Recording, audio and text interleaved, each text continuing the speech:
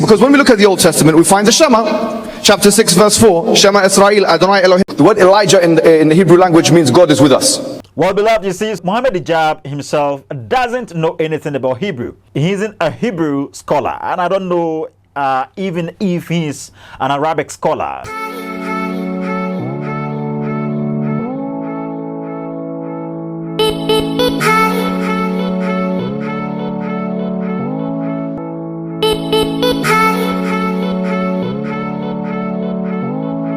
Once again, beloved, I greet you and I welcome you to Lost in Media. My name is Boachi Stephen, and you know for sure that whenever I get in my city we dismantling those several assertions that has been made against Christianity since time immemorial. Yes, I present reasonable polemics against authentic historic Islam, and surely on this show I create the awareness that indeed Jesus Christ descended purposely for man's redemption. Excuse me. Well, I've been telling you about logical fallacies. So we get to it. There is the Tukokwi logical fallacy. There is the ad hominem, argumentum ad hominem, argumentum ad populus, and all that.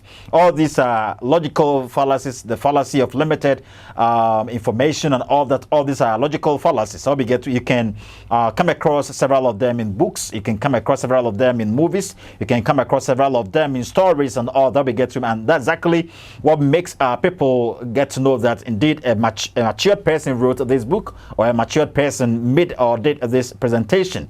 What we get to me. So if you have that technical ear, surely you will get to know that indeed people actually employ them in several of their debates and all that. You encounter several of them during debate with Muslims. So we get to sometimes they appeal to force, appealing to force or popularity and all that fallacious logically. Well, Muhammad Hijab actually had this debate with David Wood, and they were debating the topic, the triune God, the trio aspect of God. What we get to me is God three but one, and I've ever told you about where we actually got that term Trinity from the debate that went on between Trifo and the Hebrew.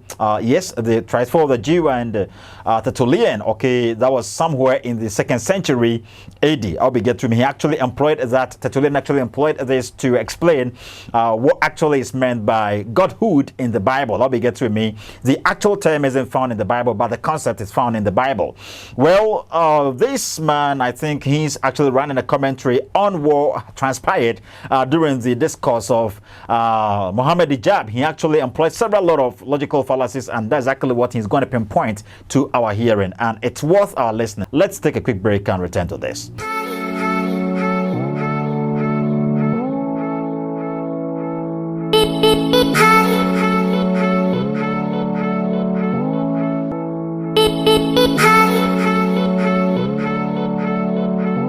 You're welcome back, beloved. May God richly bless you for waiting for us. Yes, I will still commend Skin Code Cosmetics to you. I've always been telling you that whenever you hear of code, you've heard of language. I'll be getting because we are informative beings.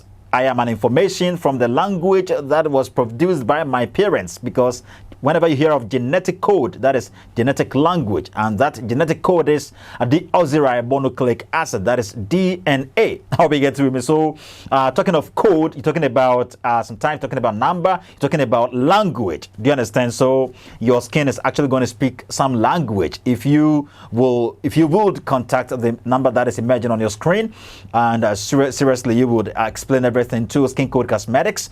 Surely they're going to help you with delivery wheresoever you are. And in the dark spots in your skin, the stretch marks in your skin, those epidemic diseases emerging on your screen or the surface of your screen of your skin, surely they're all going to be eradicated. Well, let's go to David Wood and Muhammad Hijab, and let's actually hear the fallacies he actually submitted. Investigating David for making comments about Arabic, Muhammad Hijab proceeds to wax eloquent on the Hebrew text, even though he's had no formal education in Hebrew. As the following clips will show, not only has he had no formal education in Hebrew, he doesn't know the first thing about Hebrew. The word Elijah in the Hebrew language means God is with us. No, Elijah does not mean God is with us. Elijah, or Eliyahu in Hebrew, means my God is Yah, or Yahweh. Yah is a contracted form of the divine name. There's two words for spirits in the Hebrew language, ruh, which is the same as the Arabic, and ruach. No, there are not two different words for spirit in Hebrew, ruah and ruach. There's one word in Hebrew, ruach, and it can mean either spirit or wind, depending on the context. And speaking of wind, it seems like Muhammad Hijab is pulling things out of midair. Because when we look at the Old Testament, we find the Shema, chapter 6, verse 4, Shema Israel, Adonai Elohim. Well, beloved, you see, so Muhammad Hijab himself doesn't know anything about Hebrew. He's in a Hebrew scholar, and I don't know even if he's an Arabic scholar. Perhaps he speaks Arabic, so he actually was boasting with this. He was saying he was very arrogant a bit. If you actually watched this debate, he was trying to pinpoint to David Wood that David Wood shouldn't even make the attempt of explaining anything in Arabic, or explaining or speaking about Arabic language, or speaking about anything in Hebrew, because he was trying to say that David Wood, when it comes to Arabic and Hebrew, he was an illiterate. Hope you get to me. But it's funny, and I've ever run a commentary on a program that went on by Christian Prince in regards to what the admission of Muhammad Hijab during the debate. He actually conformed to the idea that Allah prays for the Prophet. I'll be getting that is Surah Al-Ahzab, Ayah 56, Quran chapter 33, verse number 56, where it reads, Inna Allah wa malaikatahu yusalluna ala nabi. You get that? Inna Allah wa malaikatahu yusalluna ala nabi. You see, so indeed Allah and the angels, that is the malaika, you get that, and the angels praise for the Prophet. You see, so Muhammad Hijab actually, when was trying to correct David Wood, he was like, Allah, the text isn't saying Allah prays to, but rather he prays for. So you see, either Allah prays to or Allah prays for, it still have a problem, because Allah shouldn't pray to anybody. You get that? If Allah prays to, it really means Allah is limited under somebody.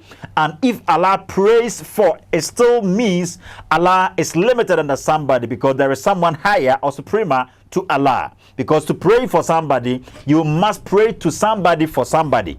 You get that? Allah must pray to a higher being than him for the Prophet Muhammad. Well, therefore, these are the arrogant tactics he used, and I think you've ever had your share in this, and surely you're going to help us in sharing the program to everybody. Tag Muhammad Hijab, and tag David Wood, tag all Islamic sources, and also tag all Islamic channels, tag all tag J. Smith for me, tag David Wood, tag some Shamoon, and surely tag all the local Islamic challenges. And surely if you want a debate about this, about Allah being equivalent to Yahweh of the Bible, seriously, make sure to drop your comment under the comment section, calling for debate, and also drop your email over there, and surely we're going to discuss that and arrange that, and surely the debate will come on. Well, we ended it up here, and make sure to subscribe to the channel, like the program we're doing over here, and also make sure to